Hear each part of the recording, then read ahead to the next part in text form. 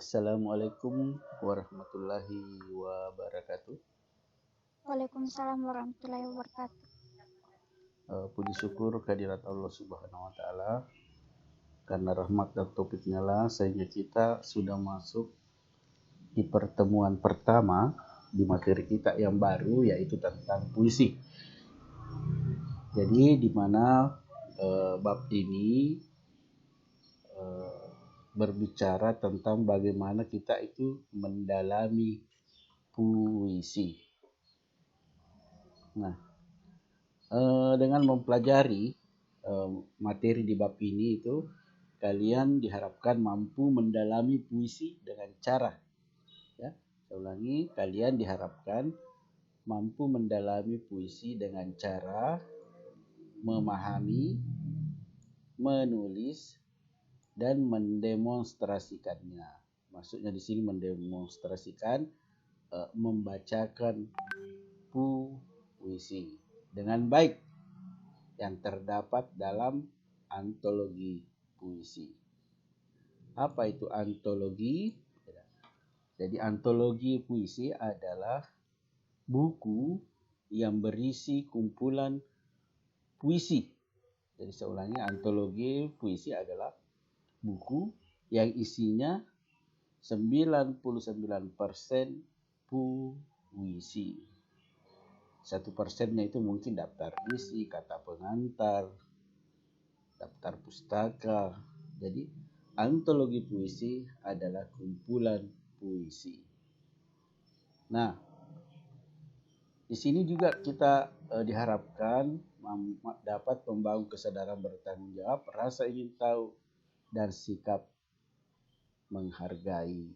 Di sini juga kita diharapkan mempelajari salah satu karya sastra, yaitu puisi, di mana sumber utama mata pelajaran ini ialah buku puisi atau yang disebut dengan antologi. Jadi bukan hanya memahami isi puisi, tetapi kita juga harus mempraktekkan, mendemonstrasikan puisi dengan memperhatikan komponen penting. Jadi kalau berpuisi itu ada 3 komponen yang dinilai. Yang pertama, vokal atau suara, ekspresi. Ya, ekspresi itu ya ekspresi tubuh. Apakah ekspresi wajah kita menangis, apakah ekspresi kita tertawa, sedih, dan intonasi, naik turunnya nada suara kita pada saat membacakan atau mendemonstrasikan puisi. Nah, di bagian pertama ini, di bagian pertama ini, bagian A, kita akan mengidentifikasi komponen penting dalam puisi. Yang manakah komponen penting puisi? Di sini ada 3 ya. Tapi pada pertemuan kali ini yang kita bahas saja dulu adalah nomor 1, yaitu menentukan suasana dalam puisi yang terdapat dalam sebuah antologi puisi. Apakah suasananya? Oke, Nirmalasari bisa dengar suara saya? Bisa, Pak. Oke, silahkan dibaca 2 paragraf, Nirmalasari.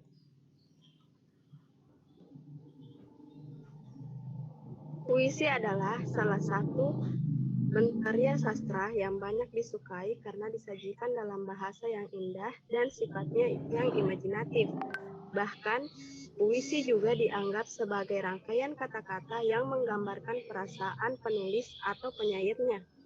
Pesan yang ingin disampaikan oleh penyair dirangkai dengan kata-kata yang indah, yang berbeda dengan bahasa sehari-hari, bahkan juga berbeda dengan bahasa karya sastra lainnya seperti drama atau prosa. Makna puisi menjadi hal yang penting bagi pembaca. Seindah apapun rangkaian kata-kata yang dibuat oleh seseorang, menjadi tidak berarti makna atau pesan yang disampaikan di dalamnya. Oke, nah perhatikan. Sampai situ, Pak. Iya. Terima kasih Nirmalasari sudah membacakan. Nah, puisi adalah salah satu bentuk karya sastra yang banyak disukai karena disajikan dalam bahasa yang indah dan sifatnya yang imajinatif. Maksudnya imajinatif ya sesuai imajinasi kreasi dari si penulis atau pembuat puisi. Bahasa puisi juga dianggap sebagai rangkaian kata-kata yang menggambarkan perasaan penulis atau penyairnya. Oke, kita ke kegiatan 1. Jadi di kegiatan 1 ini kita akan menentukan suasana dalam puisi. Ingat, suasana dalam puisi. Nah, sekarang Aulia Sarah silahkan dibaca 2 paragraf juga. Pernahkah kamu membaca sebuah puisi yang meninggalkan kesan mendalam bagi perasaanmu? Misalnya sebuah puisi cinta yang membuat menjadi berbunga-bunga atau puisi kritik sosial yang membuat perasaan kemanusiaan tertentu. Itulah yang disebut dengan suasana, yaitu keadaan jiwa pembaca setelah membaca puisi itu. Dengan kata lain, suasana merupakan akibat psikologis yang ditimbulkan puisi itu terhadap pembaca. Suasana ialah keadaan jiwa pembaca setelah membaca puisi itu. Bacalah puisi berikut ini, kemudian jelaskan suasana alam puisi tersebut. Oke, terima kasih Aulia sudah membacakan 2 paragraf lebih. Nah, di sini kita akan menentukan suasana dalam puisi. Dan yang ingin saya tanyakan dulu, pernahkah kamu melihat orang membacakan puisi? Pernah, Pak. Oke, pernah ya. Nah, pada saat puisi itu dibacakan sampai selesai, ya, adakah perasaan lain yang timbul setelah puisi itu dibacakan? Misalnya, ada ya. Nah, perasaan apa itu? Ya, Pak. Apakah sedih, gembira? Apa? Tersentuh sama puisi ya, Pak. Ya. Tersentuh sama puisi ya, Pak. Mendalam puisi. Ya. Oke. Tersentuh bagaimana? Apakah tersentuh karena kesedihannya? Apakah kamu tersentuh karena lucunya? Apakah kamu tersentuh karena bahagianya? Apakah kamu tersentuh karena romantis? Romantisnya itu puisi. Oke. Sesuai temanya Pak, puisi kalau misalnya tentang cinta ya tersentuh karena romantisnya. Oke, betul sekali. Nah, di sini suasana puisi yang dimaksud adalah keadaan jiwa kita setelah puisi dibaca itu, atau biasa juga masih sementara dibacakan itu puisi kita menangis. Ya. Nah, itulah yang dimaksud dengan suasana dalam puisi. Sementara dibacakan itu puisi, air mata kita tidak terasa menetes. Berarti suasana dalam puisi ini adalah kesedihan. Itulah yang dimaksud dengan suasana dalam puisi. Keadaan jiwa penontonnya, pembacanya, pendengarnya, ya, apabila puisi itu dibacakan atau setelah dibacakan. Ya, keadaan itu, suasana itu kayak kadang tadi sedih misalnya, puisinya Pahlawan Tak Dikenal. Ya, puisinya Pahlawan Tak Dikenal. Kemudian ada tone musik sedihnya, Gugur Bunga. Wow, seperti tadi yang kau bilang Aulia, ya itu merasa tersentuh, sedih. Nah, ini contohnya. Ya, ini ada puisi Aku Ingin. Ya, buah karya Sapardi Djoko Damono. Sini saya bacakan. Aku ingin mencintaimu dengan sederhana, dengan kata yang tak sempat diucapkan, kayu kepada api yang menjadikannya abu. Aku ingin mencintaimu dengan sederhana, dengan isyarat yang tak sempat disampaikan awan kepada hujan yang menjadikannya tiada. Nah, puisi di atas merupakan ungkapan cinta ya. Kalau dibaca saya di sini banyak cinta-cintanya. Mencintaimu, mencintaimu berarti ini suasananya ya suasana mungkin orang pacaran. Kalau orang pacaran biasanya maunya romantis. Berarti suasananya adalah suasana romantis. Puisi ini di atas merupakan ungkapan cinta seseorang kepada kekasihnya. Dapatkah kamu merasakan bagaimana perasaan seseorang ketika kekasihnya menyatakan kerelaannya untuk berkorban, seperti pengorbanan kayu kepada api? Dapat juga kamu membayangkan bagaimana perasaan seseorang ketika sahabatnya menyatakan kesediaannya berkorban seperti pengorbanan awan yang musnah demi menjadi hujan? Benar, siapapun perempuan yang menjadi wanita dari lelaki itu akan merasakan perasaan yang romantis, merasa disayangi dan terlindungi. Perasaanmu setelah membaca puisi di atas itulah yang dinamakan suasana. Nah, ini ada disuruh bikin praktek tapi tidak usah ya. Sajak anak muda karya W.S. Rendra. Oke, sampai di sini ada yang ingin ditanyakan? Aulia Nirmalasari? Tidak ada, Pak. Tidak ada ya. Jadi saya sampaikan kembali bahwa suasana dalam puisi itu adalah perasaan jiwa kita setelah puisi itu dibacakan. Nah, materi ini juga sudah ada di Classroom, bisa kalian simak.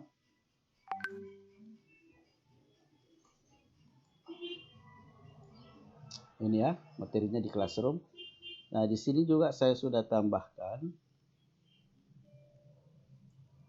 Nah, ada juga video, silahkan disimak.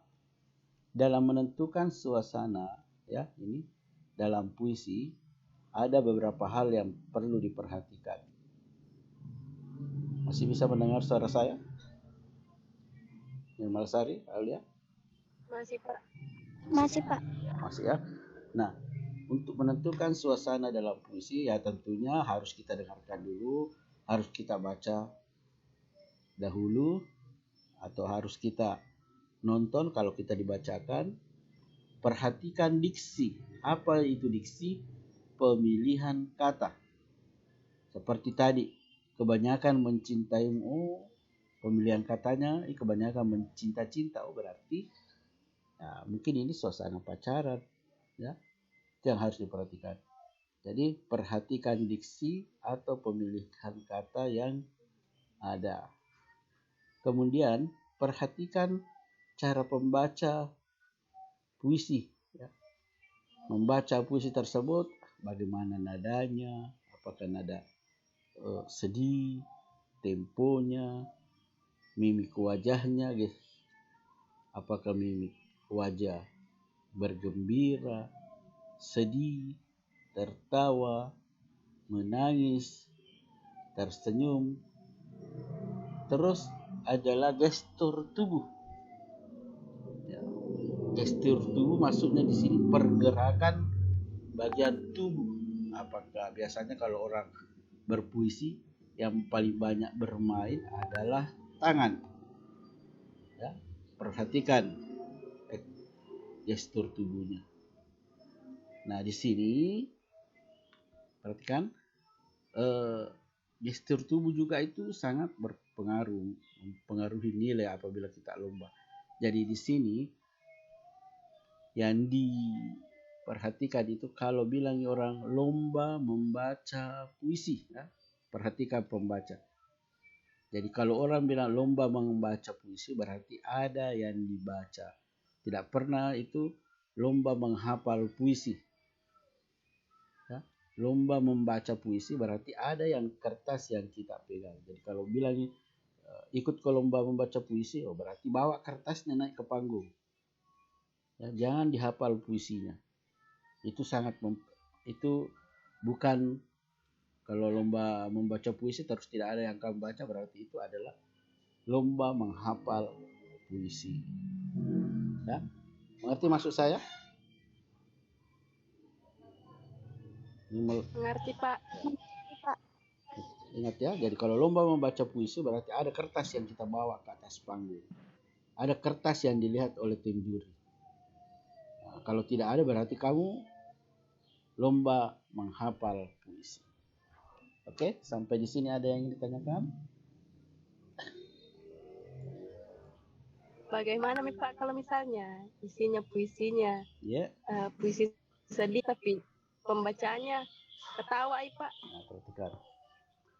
Adakah yang namanya, perhatikan, tertawa dulu baru sedih? Tapi yang kamu tanyakan harusnya sedih tapi dia tertawa, begitu maksudnya ya? Iya Pak. Nah, berarti dia tidak mendalami, jadi pembaca itu tidak mendalami puisi itu. Ya, harusnya tertawa, harusnya sedih, tetapi dia tertawa. Berarti dia tidak dalami puisi itu. Dia tidak bisa membaca suasana dalam puisi. Makanya itu diajarkan bagaimana suasana dalam menentukan suasana dalam puisi. Biasanya juga juri-juri itu kalau kita ikut lomba dia sudah paham betul, dia sudah kaji itu puisi. Nah, begitu ya. Bagus pertanyaannya. Ada lagi yang mau ditanyakan?